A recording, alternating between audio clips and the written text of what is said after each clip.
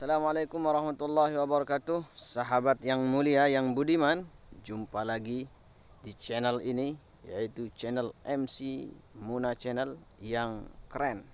Bukan keren ya, tapi berkah, karena insya Allah konten-konten yang akan dipersembahkan oleh channel YouTube ini adalah konten-konten yang positif, konten-konten dakwah. Insya Allah kali ini kita akan membahas dan menjawab pertanyaan dari para netizen yang terhormat, pertanyaan-pertanyaan seputar hukum-hukum Islam yang ada di grup tanya jawab hukum Islam. Ikuti kami dan jangan lupa tekan tombol merah, yaitu subscribe, supaya kami lebih giat untuk dan lebih bersemangat untuk membuat konten-konten yang positif lainnya.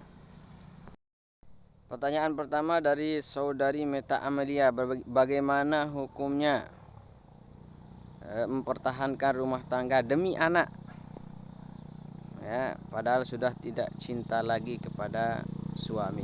Hukum mempertahankan rumah tangga adalah wajib semampunya kita pertahankan rumah tangga kita, demi alasan apapun, demi anak, lebih-lebih ya demi suami. Lalu bagaimana rasa cinta sudah hilang kepada suami? Memang perasaan hati ini adalah hak milik Allah Subhanahu wa taala yang bolak-balik, tapi kita hendaknya berusaha jangan sampai rasa cinta kita hilang, apalagi itu terhadap suami kita. Makanya ada triknya, yaitu triknya adalah harus saling saling memaafkan. Kalau ada kekurangan, sang suami memaafkan istri, sang istri memaafkan suami. Kemudian jaga tutur kata, sang suami jangan bentak-bentak istri, sang istri juga jangan bentak-bentak suami. Ingat ya peristiwa-peristiwa dulu waktu awal mula kalian itu saling mencintai, kemudian kalian sepakat untuk menikah. Itu diingat kembali, memori-memori lebih, insya Allah akan mendatangkan rasa cinta di dalam hati. Kalau sudah saling mencintai, insya Allah bagaimanapun kekurangan yang ada di pasangan kita itu akan menambah rasa cinta kita. Jadi jangan hanya cinta karena punya kelebihan, tapi cintai juga kekurangan yang dimiliki oleh suami.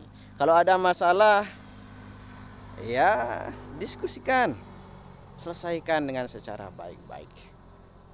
Diskusikan dan diselesaikan. Dan tentunya harus bersabar, harus telaten, harus usaha sampai benar-benar rumah tangganya menjadi harmonis kembali. Ya, itu mungkin. Yang kedua, pertanyaan dari saudari Fitriani. Saya bertanya, Ustadz, almarhum kakak saya ketika dimandikan dia nampak senyum. Apakah kira-kira senyumnya itu apakah dia husnul khotimah? Ya bisa jadi.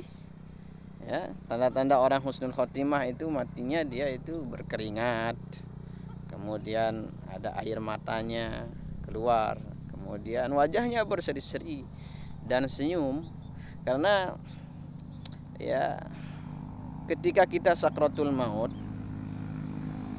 kita di sana merasakan sakit yang luar biasa.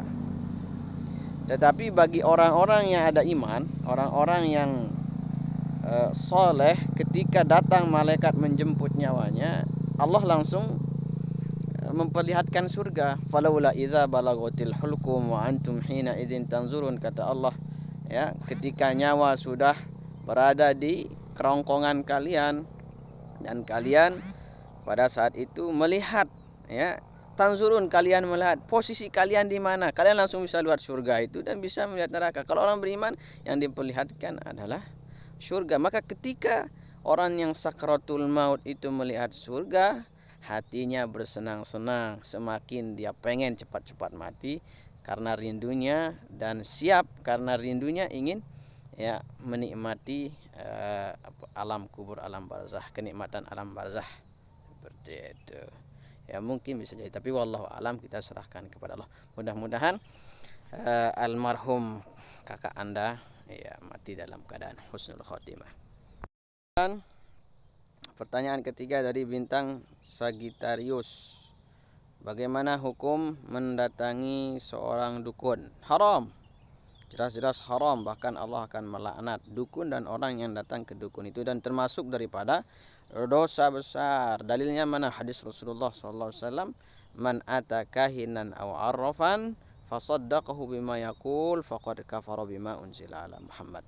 Artinya adalah barang siapa yang mendatangi dukun atau peramal, paranormal, maka sungguh dia kemudian dia membenarkannya, sungguh dia telah kafir terhadap Nabi Muhammad, risalah ajaran Nabi Muhammad sallallahu alaihi wasallam. Dalam hadis yang lain juga, man ata arrafan, barang siapa yang mendatangi peramal, maka lam tuqbal salatu arba'ina yauman atau kama qala, maka dia tidak akan diterima salatnya selama 40 hari, tidak akan diterima salatnya. Satu kali mendatangi dukun, apalagi sering-sering, satu kali ya haram, karena dukun itu bermain-main dengan iblis, setan, seperti itu. Wah, ya silahkan kita jaga diri. Lebih baik kita berdoa dan bertanya kepada alim ulama tentang sesuatu hal, kepada orang yang berilmu, bukan kepada dukun. Pertanyaan selanjutnya dari saudari Siti Awaliyah. Bagaimana hukumnya pacaran lewat HP? Hukumnya haram, karena termasuk daripada mendekati zina, apalagi HP. Yang tidak lewat HP aja haram. Ya, jelas-jelas dalilnya adalah la taqrabuz zina, jangan kamu dekati zina. Dan pacaran ini adalah salah satu ajang daripada mendekati zina itu. Ya, awal mulanya yang berzina adalah hatinya.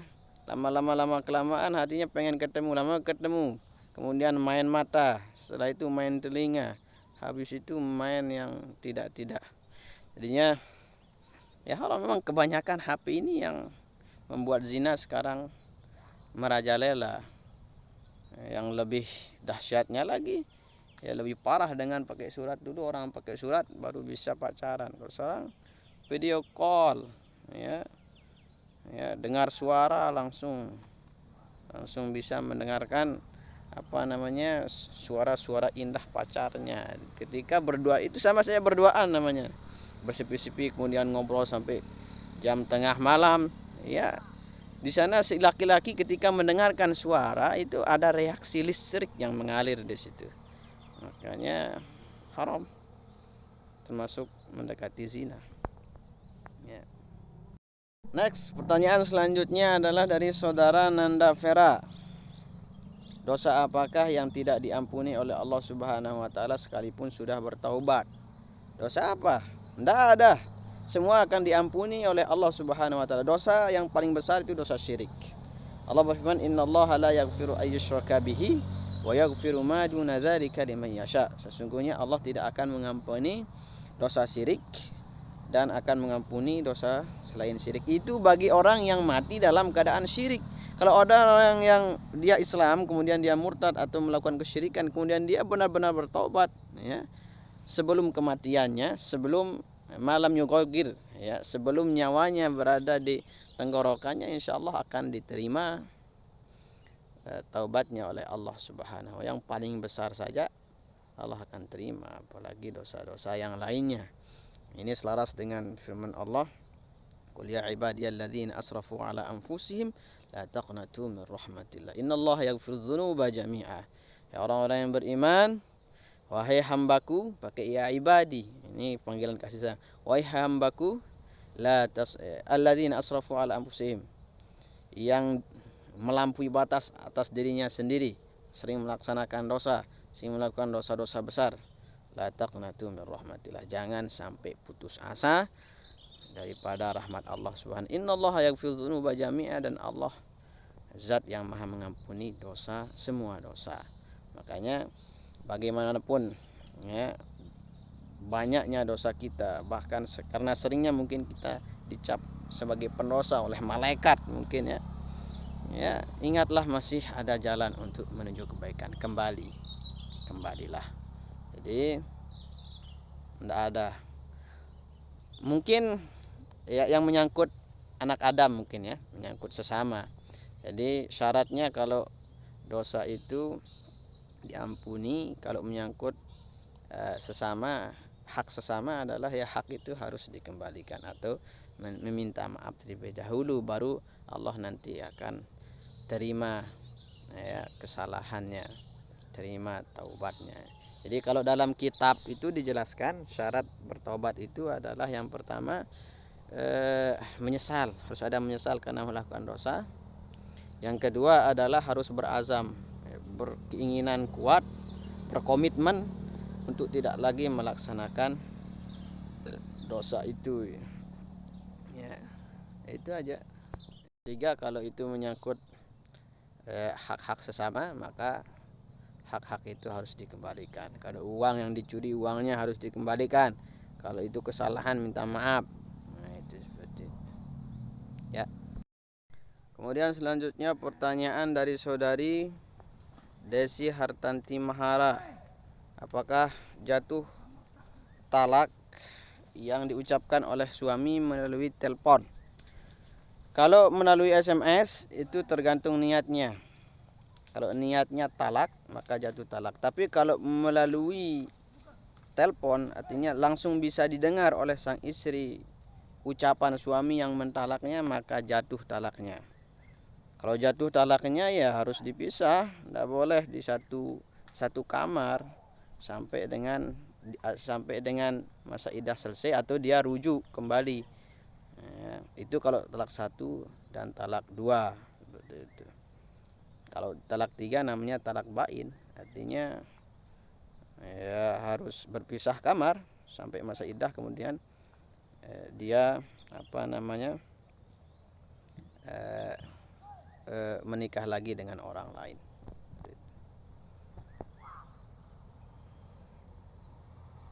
Mungkin itu dulu sahabat Muna Channel ya, jawaban-jawaban yang kami bisa jawab dari pertanyaan-pertanyaan para sahabat netizen.